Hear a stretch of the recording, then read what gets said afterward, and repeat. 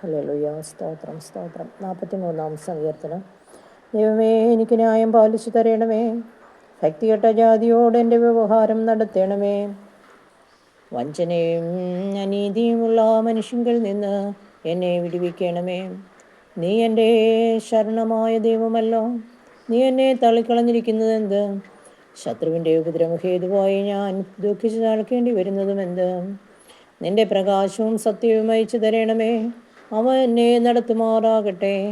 നിന്റെ വിശുദ്ധ പർവ്വതത്തിലേക്കും തിരുനിവാസത്തിലേക്കും അവ എന്നെ എത്തിക്കുമാറാകട്ടെ.